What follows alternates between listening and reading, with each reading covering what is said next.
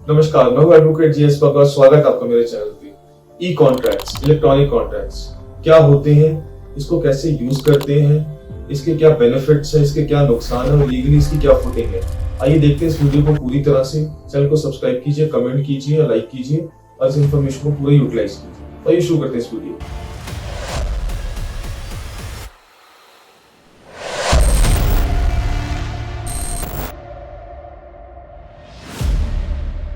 दोस्तों, ई कॉन्ट्रैक्ट्स क्या होती है? ई कॉन्ट्रैक्ट्स का मतलब है इलेक्ट्रॉनिक कॉन्ट्रैक्ट्स। जो भी कॉन्ट्रैक्ट्स हम ऑनलाइन क्लिक करके या एक्सेप्ट करके उसे हम फाइनलाइज कर देते हैं, उसे हम कहते हैं ई कॉन्ट्रैक्ट्स। आजकल डिजिटलाइजेशन का जमाना है, तो इस डिजिटल वर्ल्ड में आप कुछ भी यूज करते हैं। 99% आजकल वर्किंग जो है डिजिटल हो गई है। आप सॉफ्टवेयर ले लीजिए, कुछ भी डाउनलोड कर रहे हैं, आप कुछ परचेज कर रहे हैं ई कॉमर्स प्लेटफॉर्म से, या आप कुछ भी इंफॉर्मेशन गैदर कर रहे हैं किसी वेबसाइट से, तो अगर वो चीजें एक्सेप्टेंस मांग रही है, टर्म्स एंड कंडीशंस हैं, तो वो आपको फॉर्मली एक्सेप्ट करना पड़ेगा। अब होता क्या है, इसमें आपको ट्रेडिशनल वे में साइन नहीं करना होता डॉक्यूमेंट, आपको एक्सेप्ट करना होता है या कोई चेकबॉक्स होता है उस पर टिक मार्क करना होता है। इसकी मान्यता बिल्कुल ट्रेडिशनल कॉन्ट्रैक्ट की तरह है, जैसे आप कागज पेपर लेके कॉन्ट्रैक्ट को साइन करते हैं। एक एक्ट है, इंफॉर्मेशन टेक्नोलॉजी है, उसमें एक सेक्शन 10 है। सेक्शन 10 में ये कहा गया है कि अगर आप ई कॉमर्स में या डिजिटल में आप एक एग्रीमेंट को, टर्म्स एंड कंडीशंस को साइन करते हैं या एक्सेप्ट करते हैं, वो फुटिंग वैसी ही है जैसे आप एक ट्रेडिशनल कॉन्ट्रैक्ट को साइन करते हैं, वो सेम ही माना जाता है। और अगर आप उसको एक डिजिटल साइन करते हैं तो सेक्शन 21P या सेक्शन 3 के अकॉर्डिंग, इंफॉर्मेशन टेक्नोलॉजी एक्ट के अकॉर्डिंग, उसको माना जाएगा कि आपने उसको वैसे ही साइन किया जैसे आप एक कागज पे साइन करते हैं, कि एग्रीमेंट हार्ड कॉपी पे साइन करते हैं। नाउ अब अगर आप इस तरीके से फॉर्म्स ऑफ कॉन्ट्रैक्ट्स कैसे होते हैं, जैसे आप श्रिंक रैप कॉन्ट्रैक्ट कहते हैं।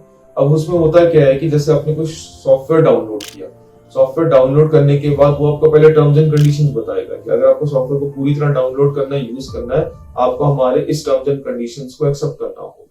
आप उसको एक्सेप्ट करते हैं, एक्सेप्ट करने के बाद उसको डाउनलोड करते हैं, उसको यूज करते हैं। ब्राउजर कॉन्ट्रैक्ट्स होते हैं, जैसे आप नेटफ्लिक्स, अमेज़न कुछ देखते हैं, तो उस केस में क्या होता है, आपको वो हाइपर लिंक्स भेजते हैं, आप उस हाइपर लिंक को क्लिक करते हैं, एक्सेप्ट करते हैं, उसके बाद ही वो आपको एक एंटरटेनमेंट प्लेटफॉर्म पे लेके जाता है और उसके बाद आप मूवीज और कुछ देख सकते हैं। तो ये सब डिजिटलाइजेशन हो चुका है, ये सब डिजिटल हो चुका है। अब इस केस में कई बार क्या होता है, लोग कहते हैं जी हमने तो डॉक्यूमेंट साइन ही नहीं किया, तो ये कॉन्ट्रैक्ट वैलिड कैसे है? लेकिन कोर्ट ये कहता है नहीं, अगर आपने डॉक्यूमेंट साइन नहीं भी किया है तब भी उसकी मान्यता मिलेगी उसको। जैसे केस है तमिलनाडु ऑर्गेनिक्स वर्सेस SBI 2019 का केस है, जिसमें उन्होंने ये कहा था जी हमने तो डॉक्यूमेंट साइन ही नहीं किया, हमने तो ऑनलाइन क्लिक किया था, हमें तो पता ही नहीं किया है। कोर्ट कहता नहीं, अगर आपने उसको ऑनलाइन साइन नहीं किया है लेकिन आपने एक्सेप्टेंस दे दी है, तो उसके बाद उसकी मान्यता आ जाएगी। अभी ऑनलाइन एक्सेप्टेंस की मान्यता कौन से केस से आई है? ये आई है आपकी रूडर वर्सेस माइक्रोसॉफ्ट कॉर्पोरेशन से। ये 2010 का केस है, जिसमें कोर्ट ने कहा है कि आप बाउंड है एक्सेप्ट करने के लिए, और वंस आपने एक्सेप्ट कर लिया तो that amounts to that you have signed the document. वो उसी तरह इक्वली ट्रीट किया जाता है जैसे आपने डॉक्यूमेंट को साइन किया है, तो वो उसी तरीके से उसको माना जाएगा।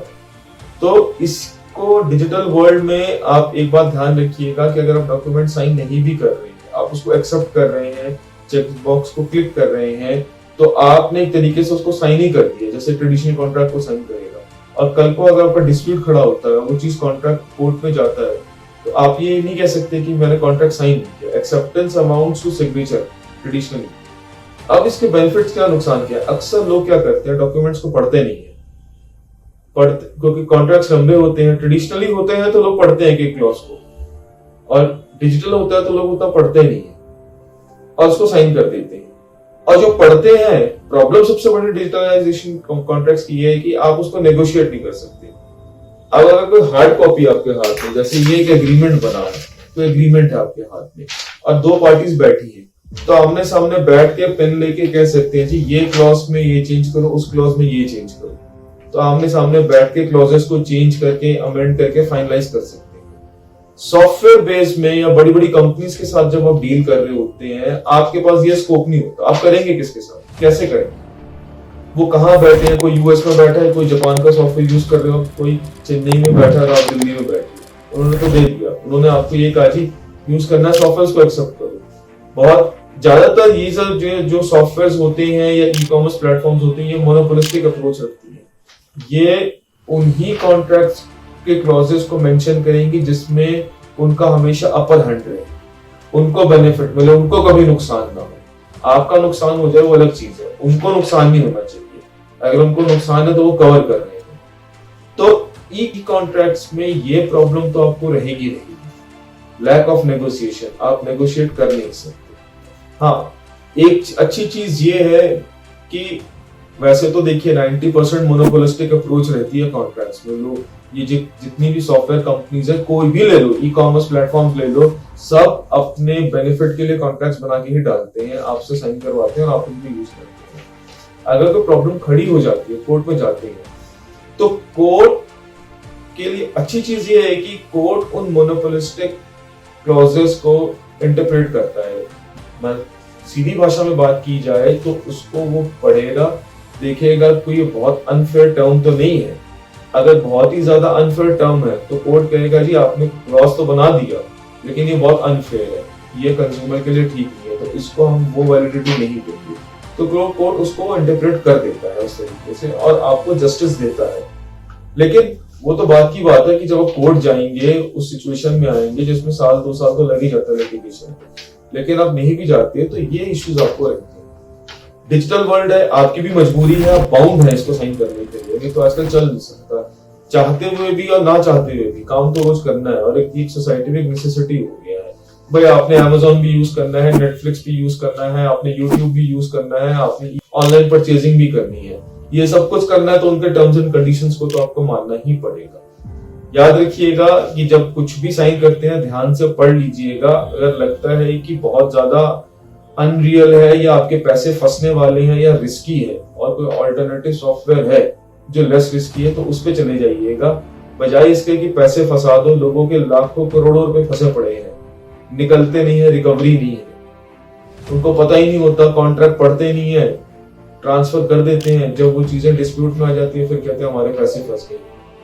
आज की डेट में ई कॉमर्स और डिजिटल वर्ल्ड में लाखों करोड़ों रुपए रोज के फंस जाते हैं रिकवरी के लिए। तो इन चीजों का ध्यान रखिएगा और डिजिटल डॉक्यूमेंट्स को साइन करने से पहले पढ़िएगा जरूर, और ये बात याद रखिएगा कि इसकी वैलिडिटी बिल्कुल होती है। धन्यवाद।